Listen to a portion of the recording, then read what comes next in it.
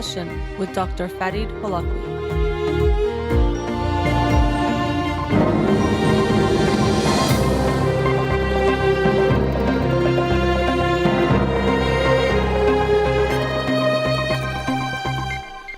Good evening. Welcome to In Session. I'm your host, Dr. Farid Holakouee, and I'll be with you for the next hour here on Radio Hamra. Studio number to call in, 310-441-0555. I hope you all had a good Thanksgiving weekend for those that celebrate here in the United States. We are now in December, but it was a nice Thanksgiving for me. It was our son Keon's first Thanksgiving, and that made it extra special. Obviously, so much to be thankful for with him. And we spent some time with a family a few hours away from LA in Fresno, and it was really warm, sweet, special weekend, as it always is. It's probably one of my favorite, if not favorite, weeks or weekends of the year, Thanksgiving, just getting to spend a few days in a row with family. And this year was no exception. It was really, really nice. And of course, when you have a child and you become a parent, everything is seen through the lens of being a parent and being with them and their experience and all of that. So much of it changes. And what I'll talk about tonight isn't something that necessarily changed, because it's something that I've always thought, or I think everyone thinks about, but just I felt it in a deeper level this weekend and was reminded of how important it is for, getting right into it, to have a sense of community, or to have a community around us. Of course, you have your family, and especially here in the United States, there's this emphasis on the nuclear family, which has significance. But I think, sadly, we're seeing more and more movement away from having a sense of community, or the value of community has diminished in our daily life, weekly life, in our routines. And so many people are feeling very isolated, and they might not know why they don't feel so good. Lots of things go into people's lives and well-being, but one thing that I think so many of us are missing is a strong sense of community, and having that experience of being a part of a tight-knit, warm, loving community. We have a lot of people we connect to, but there's a lot more quantity over quality. I think that's really, really unfortunate. I was actually reminded after this weekend, and even having these thoughts of, I wish we all lived in the same city. Half jokingly, there was a house on sale next door to my cousin's house, and we kind of were saying, maybe we should go take a look, because it would be so nice to live next door to each other. And I thought about how, I'm sure it's in lots of cultures, but I know in Iran, I've heard from so many of my own family members and others as well, that it was very common for many families, kind of extended families, let's say siblings and then their kids, and maybe even their kids, but to all live in the same area, even to the extent where they would share some kind of central garden or courtyard together. That this was very common in Iran, or at least I've heard it from many people, that they have this experience. So they're all essentially almost next door neighbors to one another, and constantly together, and the coming and going isn't even so planned or structured. It's just kind of happening all the time. You can just come over all the time. The kids especially are playing together all the time. Their support, each kid has hopefully both of their parents, but then on top of that, lots of aunts and uncles and cousins around them as well. And I think that's really beautiful. I think it's a lovely thing. I think there's, as always, a balance where we can have too much closeness, or not enough space for each individual, and also dependency is something that I think our culture is definitely prone to. So on the spectrum of close to not close, we can definitely veer on the more close and almost too close side. So it can be unhealthy too. I'm not saying that being around each other is only good and can't have any downsides. So it definitely can. But I do think there's something quite beautiful about having this sense of community, and in this sense, directly your family, but even it could be other kinds of community, which I'll talk about today, that you are embedded in. And I think seeing Keon surrounded by so much love, first when we were in Denmark with on his mom's side of the family and being around family every day there, and then here, my side of the family, an extended family, he was in so many different people's laps and playing with so many different people of different ages, people that I've been close to for a long time, which was very sweet to see. And it was just very sweet to have that. They talk about this saying of it takes a village to raise a child. And I really think that's true. And it's good for the child to have that experience of being around lots of different people and getting lots of different love and interactions and attention. I think it's really a wonderful thing. So seeing him made me want that even more. I think for a lot of new parents, just become parents in general, I've heard people talk about how you can feel a bit isolated because it's just so hard to get out of the house or go somewhere or to make plans with people from so many reasons. Just you're so tired to, planning gets a lot harder when you have a baby. So many things can come up. So many things can get in the way. And then especially if those people have kids too, it can be very difficult to coordinate where, it all can make sense or it's easy, especially if you live a little bit away from each other. Here in Los Angeles, you might not be that far from distance, in a distant sense, but it could take, 30, 40 minutes. And when you have a baby, that can be a lot and can make it hard to make it happen. And so that has been my experience. That I'm born and raised in the Los Angeles area, so I have a lot of friends and connections in this vicinity, but it's not easy to see people to make that happen. So it made me think of this theme of we can have a community of connections, people in some way, and even with social media, that knowing can be even more in quotes and be extended to people that you barely know or have maybe even never even seen or have just seen a few times in your life. So the connections you have they do have value. I don't want to say they don't have value at all, but I think it's far less than the actual community of interactions or community of people you see or can regularly see. So, there's people you can text and maybe even call. People do that way less now, but still you can call and, check up on and all of that. And that's not meaningless. I don't think it is, but I think it has way less value than actually seeing each other face to face. So I'm very grateful for the technology that allows us to stay in touch, especially with Keon and having so much family all over even the world. It's nice to be able to FaceTime, something that you couldn't do not even that long ago. So you can have a video chat and he can see them and they can see him and talk and interact with them. And that is really, really special and something that was impossible not that long ago. So I'm very grateful for those technologies that have allowed things like that to happen, but it's still not the same as being in the same room, in the same place, touching, talking in person, having conversation, getting to spend time. You have a phone call, a FaceTime, it's however long, and then it's just end, and then that's it. But just spending hours together in the same place, this weekend getting to spend a few days in a row where we were all together was really, really special and had a very sweet feeling. It doesn't mean that literally every day would be like that, even if we all lived in the same neighborhood or, shared a courtyard, let's say. But still, just that sense of being able to spend longer periods together and to support one another. You have that sense of being able to lean on each other, get help.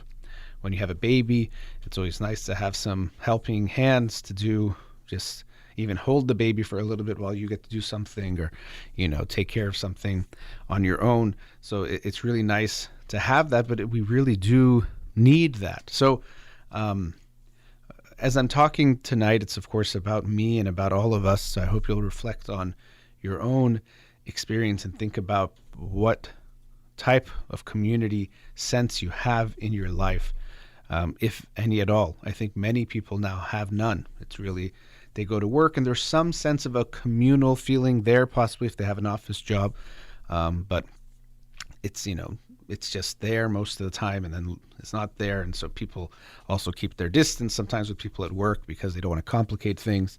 I'm reminded of the show Severance. There's sometimes a very strong split between work life and home life, or you might know a bit about their home life, but it's still very separate.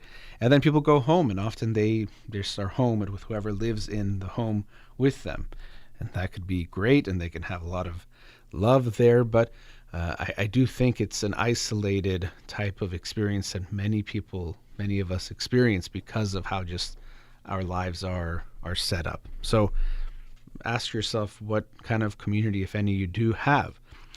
For some people, religion can be a big part of their religious community, can be a big part of their community.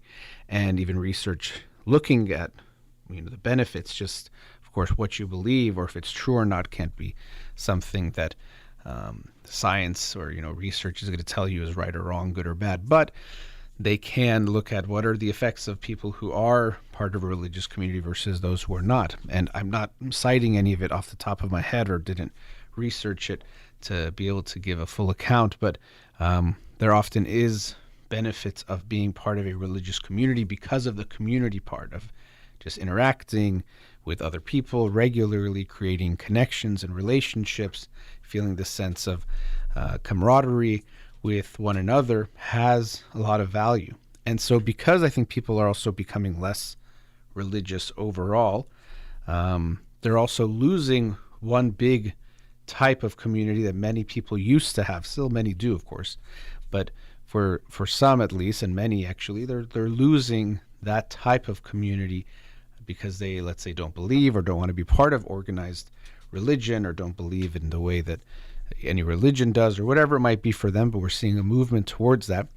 And they're losing that too. That sense of community is not being replaced most of the time with anything. And so it just leaves this vacuum, this void for many people where there used to be this sense of community and connection that they had. Some people even turn to some kind of activity, whether it's a sport, they're part of a league, let's say, where they get together and play once a week, or maybe even you have a card night with your friends. Might feel like a different type of community. It's more an activity, I would say, but still it can create some sense of connection that's regular and ongoing, because what many people experience is that if there aren't these regular things that are somehow made to be part of a routine, they don't see one another. Not from a lack of wanting, really. Of course, with more effort it would happen, but just there's this way of like, hey, yeah, we should get together sometime, but neither person makes that effort to make that sometime a real time, and it just goes on and on. But people that have a weekly card night or tennis or pickleball or whatever it is, something that they do regularly, that because it becomes a routine, it starts to be something that happens regularly and people keep seeing each other. I've actually seen research looking at how this is even more important for men. Some suggest because men are not as good in general at staying in touch, keeping in contact, or just wanting to have a phone call conversation compared to women.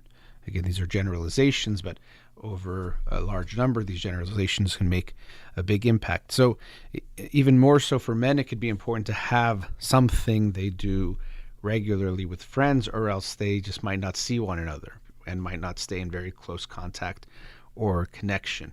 So it might seem kind of meaningless, a poker night or, a basketball night or day or whatever it is, but it really can be important to keep us from becoming more and more isolated and alone.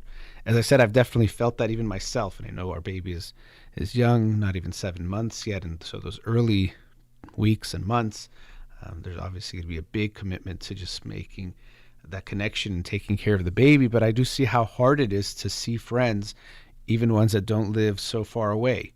And you want to see each other, especially, those who have kids too. Let's have our kids see each other, but you make it happen a few times, but it's tough. It does take a lot of effort. So I do think having some kind of either regular community contact or something that's so close, because that convenience is necessary. The routine of it and the convenience are two critical factors to make sure you are staying in the regular contact or staying in connection with one another. So in the next segment too, I want to get even more to different facets of this sense of community, how important it is for us, how much we are used to it or as human beings, but now lack it, and why that's going to lead to feelings of emptiness or feeling like something is missing. So let's go to a commercial break. We'll be right back.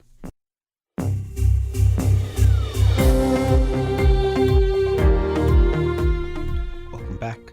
Continuing on the theme of community and having a sense of community and connection. As I mentioned before the break, we can also think about this in a historical or evolutionary type of perspective.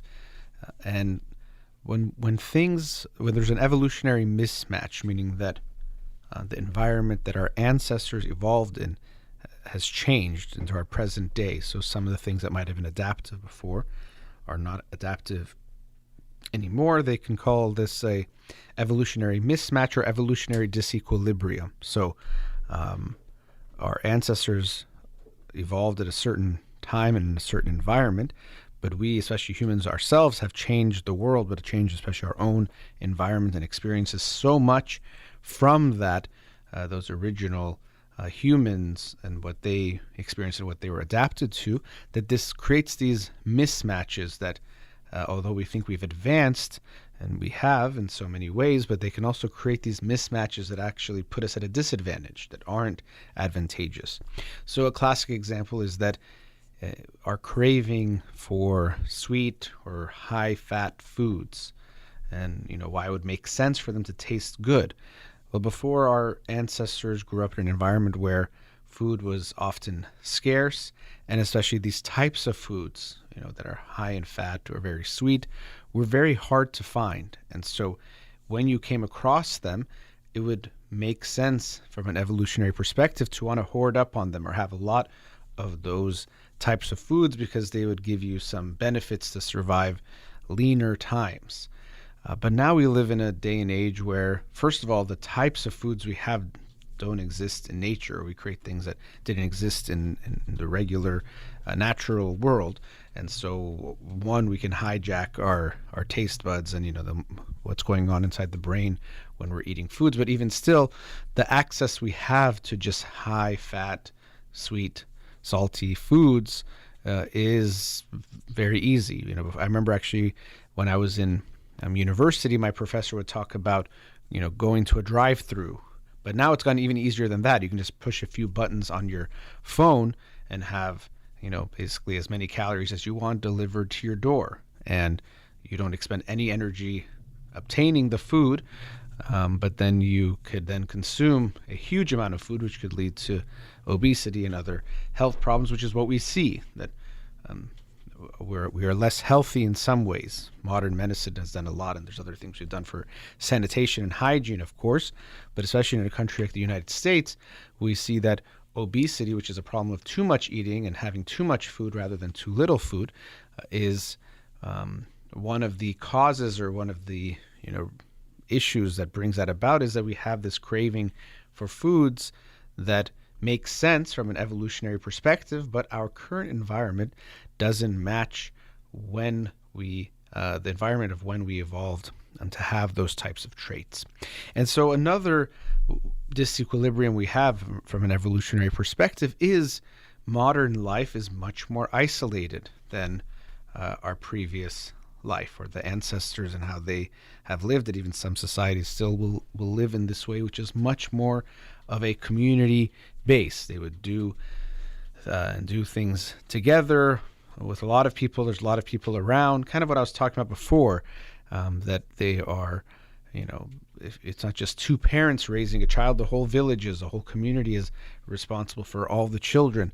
I'm remembering some anthropologist went to visit some, society, hunter-gatherer society, and in that society, they didn't really keep track of, I think it was like names or something, somehow that, paternity or just who were the parents of the kids was not so important. Something that in Western society is just hard to fathom because it's so important of whose kids are yours, whose kids are others. It's like such a huge, huge distinction that it's hard to even comprehend that not being so significant for someone else.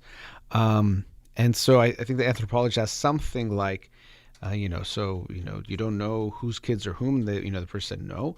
And then the person said, well, then how do you know which kids to care for? That's what the anthropologist asked. And the person was almost shocked the other way. Like, it's like, we care for all the kids. Like, we don't think about which child to, try to take care of or be nice to or be good to, or to show love or resources. We do that for all the children. We don't really think about that. And I would argue that that's a much more advanced type of mindset to have, rather than the mindset that I only want to take care of my kid and other kids. Who cares what happens to them?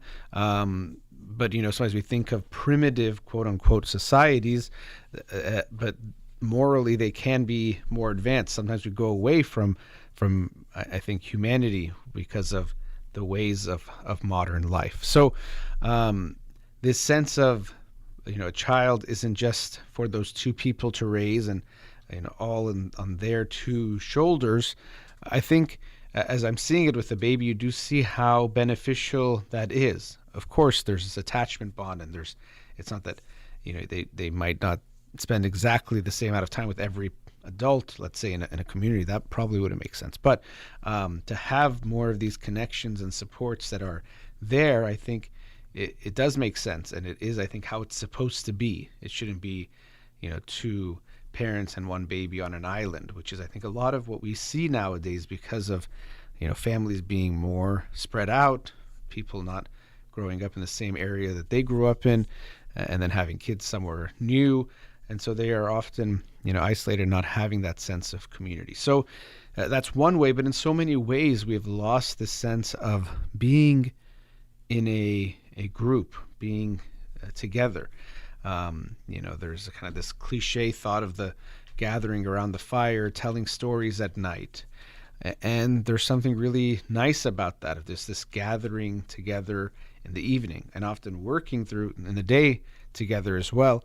But this literal warmth around the fire, but also the warmth of storytelling, of community, of connection, that is common. And I think it's what we crave. And so I think so many of us might not be feeling good and we think it's something about us because we've been told that this is the good life. The good life is to have a good job where you make good money and you buy all the things you want and need, a home, but also luxury goods and other things, and have that type of comfort. And so you're doing well in your career and with finances, and you have on paper the things you need, let's say husband or wife and kids and a nice home, and you go to work and you come home, and you should be very happy if you have all of these things. Like, what could be wrong? This is the dream, the American dream, or just like the human dream, especially in a capitalist type of society. But it isn't enough. It's not that something's wrong with you if you're unhappy with this life. It's that we're not really made for that. It sounds good on paper, but that's maybe the only place where it's going to feel good is on paper, but not actually in our own experience. And so I think this isolation that people are experiencing, which then leads to this type of anxiety, almost an existential threat of feeling alone, feeling in this void. It makes sense that it doesn't feel good, but I think people think there's something really wrong with them because I have everything I should want. I have everything I need, or I think I need. So if I'm unhappy, something really must be wrong with me. It's different, but similar to the feeling that many people that become rich and famous have, which is, okay, I'm very wealthy. I have, I could buy anything I want. I'm so famous. People know me and know my name and are screaming my name or want to just, get to see me and put me on a pedestal. So it sounds amazing. We think it should be really good. And then we see so many people who are, become famous, become rich and famous, are unhappy because that's not what makes us happy. That's not what long-term makes us happy. It can give you a feeling of a high, but like any high, it starts to wear off. And like any high, over time, it diminishes how high it makes you. So even as good as it made you feel will become less over time. But also it's this fleeting good feeling, not a more slow burn, lasting feeling, which is what we really need. So a lot of people that become rich and famous and are still miserable, they think, gosh, something must be really wrong with me if I have everything that anyone would dream of. Anyone would switch places with me in a heartbeat, but I'm unhappy. So how messed up must I be if I've been given everything and more, but I'm still unhappy? And so that's what I mean. It's a similar than the person who has, the American dream of husband or wife and kids and a nice home and nice car and a nice job. And if they're unhappy, they think, well, something really must be wrong with me because I have everything I should need. But the thing is, we don't, because we really do need connection and we do need a sense of community. And our modern life, on its surface, I'm not saying we can't have community, we definitely can, but the ways it tends to function or the ways it tends to operate for many people or without the added effort, it lacks any kind of sense of community. I'm thinking also of here in Los Angeles, where I almost feel like we're notorious for lacking this sense of community. Neighbors don't really talk to one another or get to know each other most of the time. Again, I'm generalizing here, but there isn't that type of culture of being close to those around you. So people might even live in an apartment building or house surrounded by other homes, and so people are very close to them in proximity, but there's these walls up, not just the walls of their homes, but this type of emotional, relational walls, that it's easier and cleaner and safer not to connect with the people around you. I just want my privacy. I just want to be able to get in and out of my house without dealing with anything or talking to someone too much or whatever it is. And people, they isolate themselves. So you can live in a place surrounded by hundreds of people but feel totally alone, because it's not just the proximity. The proximity is important, but it has to be the proximity with the relationship. And so we need both of those things. So you can be surrounded by people, and I think this is actually kind of the thing that many people experience. They're surrounded by people that they aren't that close with. So they're physically close to people they're not emotionally close with, and the people they're emotionally close with, they're physically far away from. So many people think, the people I'm closest to or I'd like to be closest to physically are really far from me. And so that's just the reality of their situation, and we think it has to be that way. But I really do think, and I've been thinking about it even for myself, of how to make this more real in my own life, of making sure you are surrounded in proximity by the people that you're close with, in emotional proximity, both of those things being there. I do think also we should spend more time and build the relationships with the people that are already close to us. So that, I think, is something bad that we do here in LA and lots of other cities in the world, where we don't get close to our neighbors and know one another. People don't even know their neighbors' names most of the time, or maybe just a first name, but that's about it. So I think we should do that, but also really think about that. Why are we living where we are? Make that a conscious choice. I think a lot of people, it's their job that makes them pick where they live, and then that's it. It's like, well, I got this job here, and I'm supposed to go to the job that pays me the most, or that pays me a really good amount, or my career is the most important thing. And so now we just live here now, and wherever this place is, and no one's really close to us, or no one's really around. And maybe we don't even make that much of an effort to create a community here, because these are not our people. And that's it. And it's really, unfortunately, we're going to be pretty sad if we have that kind of life. Or I'm reminded of people who have long commutes. So maybe they don't live exactly where the job is because they want to, live in this other place that they've already established, or maybe they have kids and the kids go to school, or there is some family there, and that can make sense to stay there. But then they're driving, 1 or more than an hour each way, and also wondering why they're not feeling so good. Well, that's a big toll on your life. You're up, let's say 16 hours a day or so, something like that. And if 2 hours of it, 1/8 of it, you're driving just to get to the place and then back home from that place, that's really bad. That's not going to be good. And there's a lot of research actually looking at the commute and how it impacts us, from physical health to mental health to all sorts of things. And it would make sense that the longer commute you have, it's going to have really, really big negative effects. And I think people undermine that. They think, okay, well, this job's going to pay me 15% more, so it's worth it. Even if the drive is more, we can just stay here. And, with that extra money, I can use it for whatever resources that might help ease that commute. But we don't consider the physical toll, emotional toll, life toll that it will place on you to have that longer commute. So I actually really encourage people to think about that too, that the commute is huge. If you have a 10-minute commute versus like an hour and a half commute, I think you should put such a big weight on that, even if, career-wise, money-wise, it's a much better thing because you lose a lot there as well. And so this is also, the related to how spread out we are and how things are in that sense.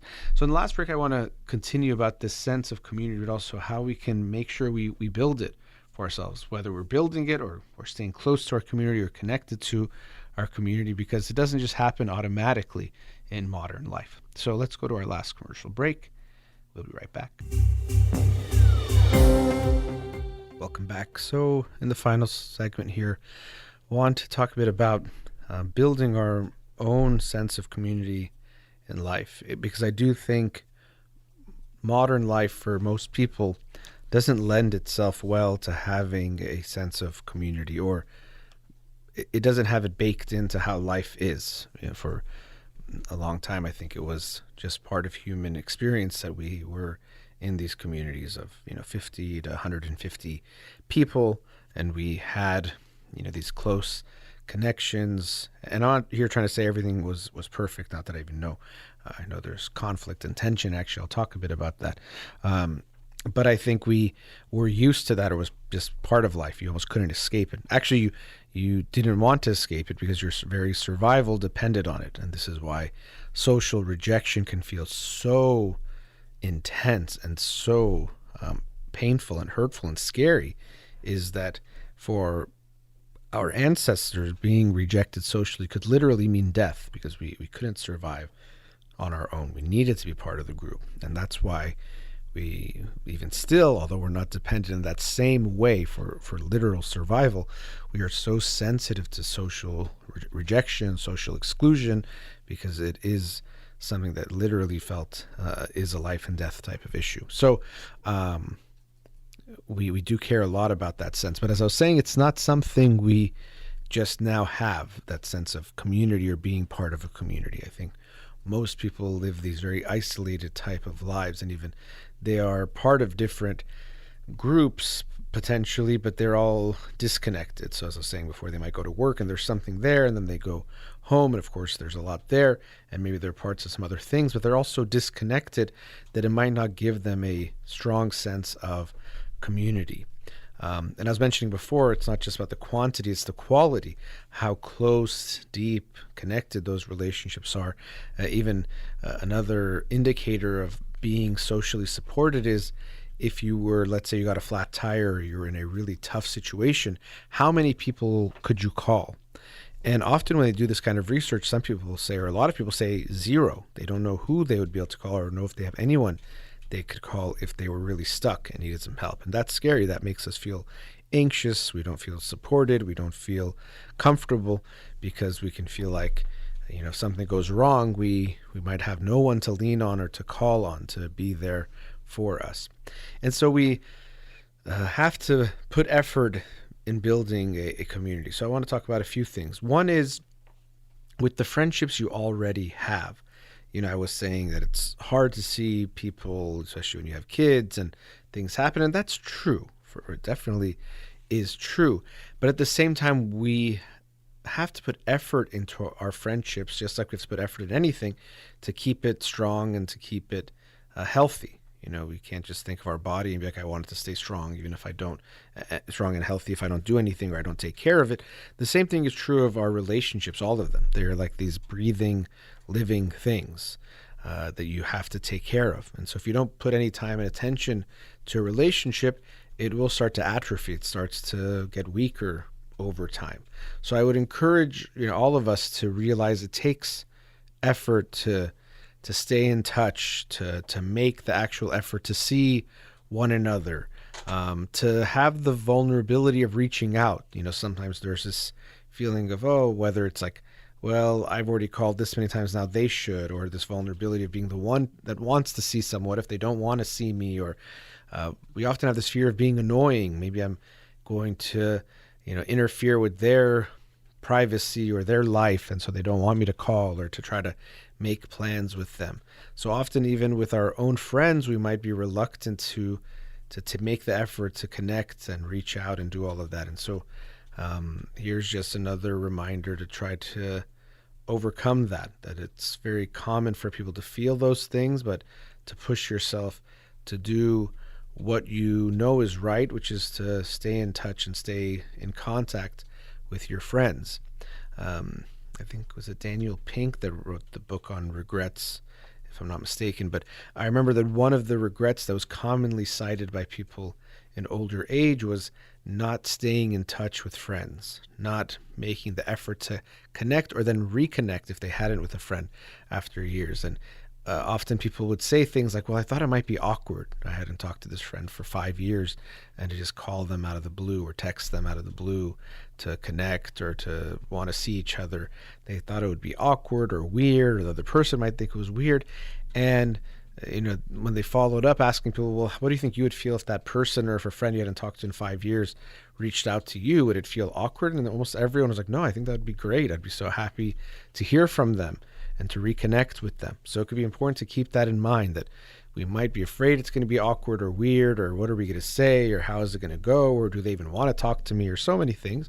But this likely even relates to what I was saying before about social rejection and those things we're ultra sensitive to, but oversensitive to, that it's going to be okay. You reach out, and I'm not saying every time the person's going to be happy. These things can happen, but more times than not, they will be very happy to hear from you. And even if they aren't, it's not a big deal. It'll just, at least you'll get to close that loop or close that door. I mentioned something about tension, conflict, uncomfortable things. And I think that's another big reason why it relates to what I was just talking about.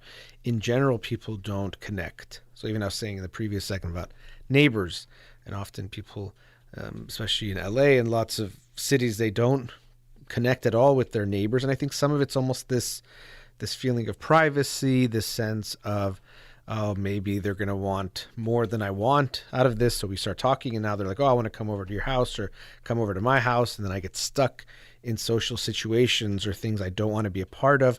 So I think we, one of the things that's happened with technology and society, the advancements we've seen, is convenience and comfort has become much easier to achieve and attain. And people want to maintain that comfort. I just want to, have control over what happens. I go to work and I come home and I can watch what I want to watch, or, not have to worry about talking to someone for too long or them wanting to see me or whatever it is. And they try to keep this very protected, clean type of lifestyle. But I hope we'll embrace that tension and discomfort that could come from getting closer to people. Yeah, it could also create conflicts and things can go wrong. It can also create they want more or less than you want, or these things that can happen. It can mean you'll have a conversation you don't quite want to have maybe a few times, or, whatever it might be. But I hope we'll give up this sense of, comfort and control for something more real, which is connection. Because yes, when we connect with people, things can happen. We care about what happens. They might care about what we do and say, and it's a lot more messy than when we just stay isolated from each other, or we keep things very surface. Just say hello and then don't go past that. Don't go deeper. Don't connect in a deeper way. So we have to embrace the discomforts that just come naturally with human relationships. Being alone is a lot easier than being connected. It's a lot more painful, or hurts us in the long run. But in the short run, it's a lot more comfortable. Oh, you're going to go hang out with that new friend group? You might feel a little nervous if you stay home and just watch your show.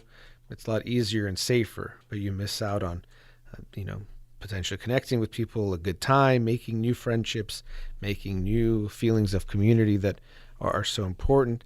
And so we're choosing that comfort very often over the risk of the unknown and of the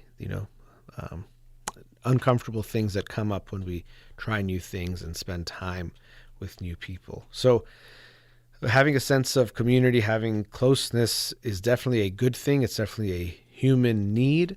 But I think especially in today's day and age, it kind of reminds me of being healthy or being in shape, that before just life and the life we had to live kept us moving and active. But for many of us, especially if you have a sedentary type of work job that, keeps you seated or not moving too much, it takes effort to stay, physically fit and active and in shape. You have to create routines and habits and often motivate and push yourself to do that. And I think we see the same thing socially, that the default of most of our lives is a very isolated one.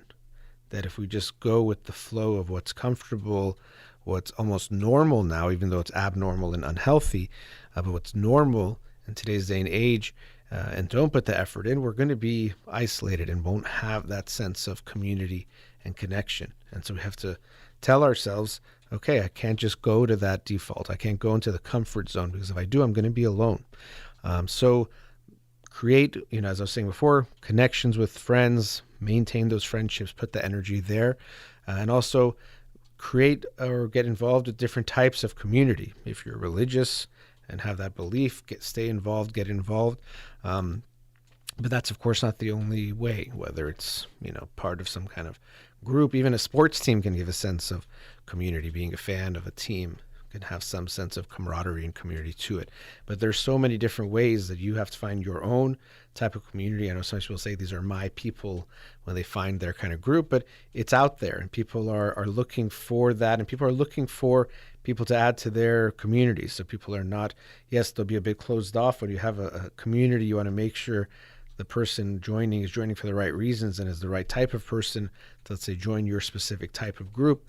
But people are looking for that. So it'll take some effort both ways. I think people, again, are afraid, what if I go and they're kind of weird, or I don't like it, but then I get stuck? Then first of all, that can happen, but also you don't have to stay stuck. It's an uncomfortable conversation you might have to have of saying, maybe this is not for me, in whatever way you have to do it, but you can do that. This fear of getting stuck is often less about actually, being forced to be stuck, like we're handcuffed in some way, but more about this fear of having an awkward or uncomfortable conversation where you maybe say, I don't want to be here, or I don't know if this type of group or this group is for me, which you can have, and maybe it'll be tense for a bit, but then you get to move on. And if you have that comfort or that confidence that it's not going to be, I'm going to get stuck somewhere, then it's easier for you to walk in.